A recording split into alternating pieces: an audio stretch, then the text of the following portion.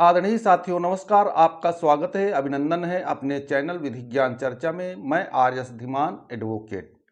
साथियों, आज का हमारा टॉपिक है, आज का विषय नहीं, आज हम चर्चा करेंगे उत्तर प्रदेश राजस्व संहिता 2006 के अध्याय 8 का नाम है ग्राम पंचायत या अन्य स्थानीय प्राधिकरणों द्वारा भूमि और अन्य संपत्तियों का प्रबंधन। अध्याय 8 के अंतर्गत धारा 68 है जो गांव निधि के संबंध में है। तो साथियों, किसी भी संस्था को सुचारू रूप से चलाने के लिए धन की आवश्यकता होती है।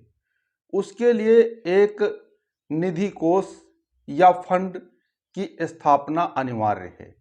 ग्राम पंचायतों तथा भूमि प्रबंधक समितियों के दायित्वों के निर्वहन के लिए गांव निधि की स्थापना की जाती है और जो गांव निधि होती है उसी से गांव का विकास होता है। गांव के विकास कार्यों में गांव निधि को लगाया जाता है। तो साथियों, इस वीडियो में हम धारा 68 के संबंध में चर्चा करेंगे और धारा 68 के उपधाराओं के संबंध में भी चर्चा करेंगे और धारा 68 के नियम 69 के संबंध में चर्चा करेंगे और नियम 69 के उपनियमों के संबंध में भी चर्चा करेंगे और ये भी जानेंगे कि गांव निधि में धनराशि जमा करने वाली और खर्च करने वाली, और ये भी समझेंगे कि गांव निधि किस उद्देश्य के लिए खर्च की जाती है, किस उद्देश्यों में लगाई जाती है। तो साथियों, इससे पहले जो हमारे चैनल पे हमारे व्यूअर्स नए हैं, अभी तक हमारे चैनल को सब्सक्राइब नहीं किया है, कृपया चैनल को सब्सक्राइब कर लें, वीडियो को शेयर करें, लाइक करें और साथियों कमेंट भी किया करें। तो साथियों, आइए इस टॉपिक को व्हाइट बोर्ड पे समझते हैं। विधि ज्ञान चर्चा। साथियों, हमारे चैनल का नाम विधि ज्ञान चर्चा हमने हिंदी और इंग्लिश दोनों में व्हाइट बोर्ड पे लिख दिया है। अब साथियों देखते हैं, उत्तर प्रदेश राजस्व संहिता 2006, इंग्लिश में कहते हैं उत्तर प्रदेश रेवेन्यू कोड 2006, अध्याय 8 का नाम है ग्राम पंचायत या अन्य स्थानीय प्राधिकरणों द्वारा भूमि और अन्य संपत्तियों का प्रबंधन। अध्याय 8 में धारा 62 से 73 तक को कवर किया गया है, परंतु इस वीडियो में हम चर्चा करेंगे धारा 68 गांव निधि के संबंध में। तो साथियों, धारा 68 की उपधारा 1 में प्रावधान है कि इस संहिता के अधीन किसी भी ग्राम सभा, ग्राम पंचायत या किसी भूमि प्रबंधक समिति द्वारा प्राप्त समस्त धनराशि गांव निधि में जमा की जाएगी। धारा 68 की उपधारा 1 में प्रावधान है कि इस संहिता के अधीन, यानी कि उत्तर प्रदेश राजस्व संहिता 2006 के नियंत्रण में किसी ग्राम सभा, ग्राम पंचायत या किसी भूमि प्रबंधक समिति द्वारा प्राप्त सभी धनराशियां गांव निधि में जमा की जाएंगी। तो साथियों, इसमें परंतुक है, परंतुक में है परंतु धारा 67 के अधीन प्राप्त क्षतियों या प्रतिकर की धनराशि को समेकित गांव निधि में जमा किया जाएगा।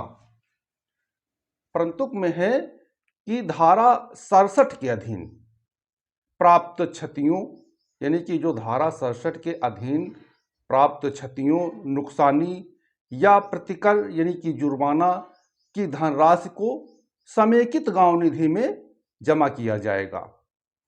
उसके बाद साथियों देखते हैं, धारा 68 की उपधारा 2 में प्रावधान है कि इस संहिता द्वारा निर्देशित किसी अधिनियम के अधीन गठित और ऐसी संहिता के प्रारंभ होने के तत्काल पूर्व बनी रहने वाली गांव निधि इस धारा के अधीन गठित हुई समझी जाएगी।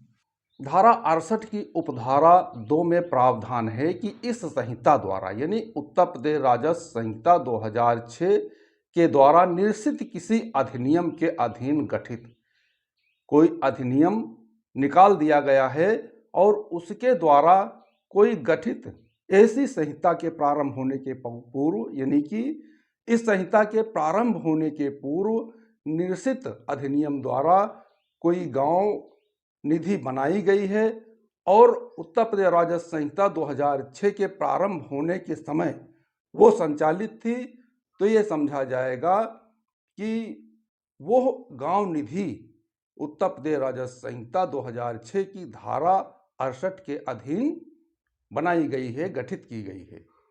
उसके बाद साथियों देखते हैं धारा 68 की उपधारा 3। धारा 68 की उपधारा 3 में है गांव निधि का संचालन इस रीति से किया जाएगा और ऐसे प्रयोजनों के लिए प्रयोजित किया जाएगा जैसा विहित किया जाए। धारा 68 की उपधारा 3 में प्रावधान ये है कि गांव निधि का संचालन इस रीति से किया जाएगा, यानी जो गांव की निधि है उसका संचालन उचित रीति से किया जाएगा और ऐसे प्रयोजनों के लिए किया जाएगा, यानी कि ऐसे उद्देश्यों के लिए किया जाएगा जैसा कि विहित किया जाए, जैसा उचित समझा जाए। तो अब साथियों देखते हैं नियम 69, धारा 68 के नियम 69। तो साथियों उत्तर प्रदेश राजस्व संहिता नियमावली 2016, इंग्लिश में कहते हैं Uttar Pradesh revenue code rules 2016, अध्याय 8 है। अध्याय 8 का नाम है ग्राम पंचायत अथवा अन्य स्थानीय प्राधिकारियों में निहित संपत्ति का प्रबंधन। नियम 69 है गांव निधि, ये धारा 68 की उपधारा 3 के संबंध में है। जो नियम 69 है वो धारा 68 की उपधारा 3 के संबंध में है। तो अब हम देखते हैं कि नियम 69 के उपनियम 1, नियम 69 के उपनियम 1 में ये है ग्राम सभा, ग्राम पंचायत या समिति द्वारा अथवा उसकी ओर से वसूली गई सभी धनराशियां जिसमें दान भी शामिल है गांव निधि में जमा की जाएंगी। नियम 69 के उपनियम 1 में नियम यह है कि ग्राम सभा या फिर ग्राम पंचायत या समिति द्वारा अथवा उसकी ओर से जो भी धनराशियां प्राप्त की जाएंगी, वसूली जाएंगी, वो धनराशि जिसमें दान भी शामिल होगा गांव निधि में जमा की जाएंगी। तो साथियों अब हम देखते हैं कि गांव निधि में जमा की जाने वाली और खर्च की जाने वाली कौन सी धनराशियां हैं। तो साथियों नंबर 1 है इस अधिनियम के अधीन आरोपित किसी कर से होने वाली आय। नंबर 2 है राज्य सरकार द्वारा ग्राम पंचायत को दी गई समस्त धनराशियां। नंबर 3 है विलेज पंचायत के अधीन पहले से विद्यमान विलेज पंचायत के नाम जमा अवशेष धनराशियां।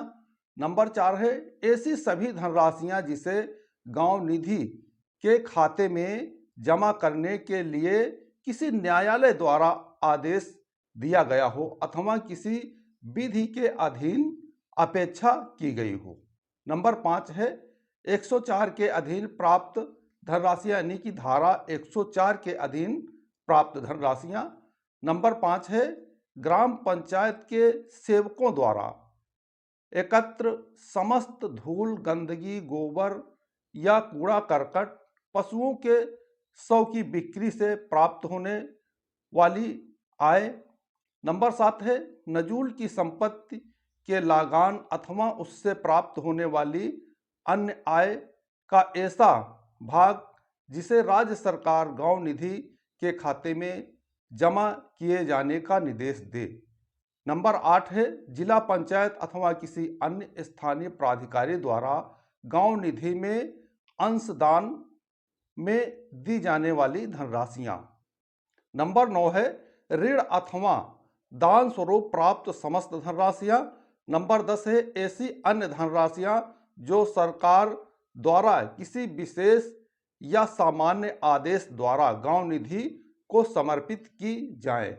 नंबर 11 है समस्त धनराशियां जो धारा 24 अथवा किसी अन्य विधि के अधीन ग्राम पंचायत को किसी व्यक्ति अथवा निगम अथवा राज्य सरकार से प्राप्त हुई हों। नंबर 12 है राज्य सरकार की संचित निधि से सहायता अनुदान के रूप में प्राप्त सभी धनराशियां। तो अब साथियों देखते हैं नियम 69 के उपनियम 2। नियम 69 के उपनियम 2 में है उक्त निकायों को देय धनराशि का संग्रहण या तो उनके कार्यालय में भुगतान द्वारा या बहिरंग संग्रहण द्वारा किया जाएगा और ऐसे प्रत्येक भुगतान के लिए उचित रसीद प्रदान की जाएगी। नियम 69 के उपनियम 2 में नियम यह है कि उक्त निकायों को देय धनराशि का संग्रहण, जो उक्त निकाय हैं उनको देय धनराशि का संग्रहण या तो कार्यालय में भुगतान के द्वारा, या तो उनके कार्यालय में भुगतान के द्वारा, या फिर बहिरंग संग्रहण द्वारा किया जाएगा, या फिर बाहर एकत्रित किया जाएगा। और ऐसे प्रत्येक भुगतान के लिए ये जो भुगतान होगा, जिसके द्वारा भुगतान किया जाएगा, उसको उचित रसीद प्रदान की जाएगी, यानी उसके संबंध में एक रसीद प्रदान की जाएगी। अब साथियों देखते हैं नियम 69 के उपनियम 3। नियम 69 के उपनियम 3 में है अध्यक्ष पर गांव निधि के प्रबंधन तथा उचित लेखा जोखा करने का उत्तरदायित्व होगा। नियम 69 के उपनियम 3 में नियम यह है कि अध्यक्ष पर, जो समिति का अध्यक्ष होगा, उसके ऊपर समिति के गांव की निधि के प्रबंधन का, जो समिति या गांव निधि है उसके प्रबंधन का उचित लेखा जोखा, यानी कि आय व्यय का उचित लेखा जोखा करने का उत्तरदायित्व यानी जिम्मेदारी होगी। उसके बाद साथियों देखते हैं नियम 69 के उपनियम 4 में नियम यह है कि धारा 69 की उपधारा 2 के प्रावधान के अंतर्गत गांव निधि का प्रयोग धारा 60 की उपधारा 2 में बताए गए उद्देश्यों के लिए किया जाएगा। नियम 69 के उपनियम 4 में नियम है कि धारा 69 की उपधारा 2 के प्रावधान के अंतर्गत गांव निधि का उपयोग धारा 60 की उपधारा 2 में बताए गए उद्देश्यों के लिए किया जाएगा। तो साथियों, गांव निधि को खर्च किए जाने के प्रयोजन या उद्देश्य क्या हैं? तो नंबर 1 है भूमि का बंदोबस्त और प्रबंधन। नंबर 2 है वनों वृक्षों का संरक्षण, अनुरक्षण और विकास। नंबर 3 है आबादी स्थलों और ग्रामीण संचार व्यवस्था का अनुरक्षण और विकास। नंबर 4 है हाटों बाजारों और मेलों का प्रबंधन।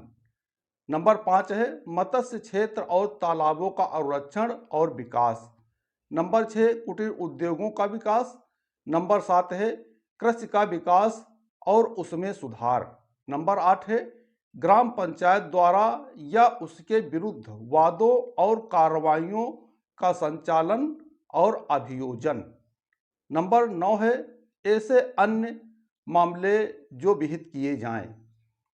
तो साथियों, अब हम देखते हैं कि नियम 69 के उपनियम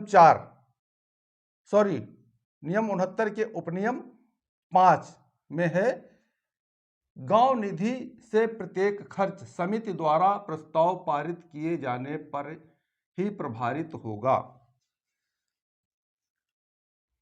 नियम 69 के उपनियम 5 में नियम यह है गांव निधि के प्रत्येक खर्च समिति द्वारा प्रस्ताव पारित किए जाने पर ही भारित होगा, यानी कि जो गांव निधि की धनराशि है उसमें से प्रत्येक खर्च, जो भी खर्च होगा, वो गांव समिति द्वारा उस समिति के प्रस्ताव पारित किए जाने पर ही खर्च किया जाएगा।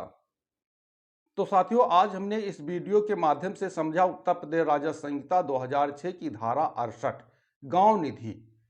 तो साथियों, धारा 68 की उपधाराओं के संबंध में चर्चा किया और नियम 69 के उपनियमों के संबंध में भी चर्चा किया और ये भी समझा कि गांव निधि में धनराशि कहां से आती है और कहां खर्च की जाती है और इसके खर्च किए जाने के क्या उद्देश्य हैं।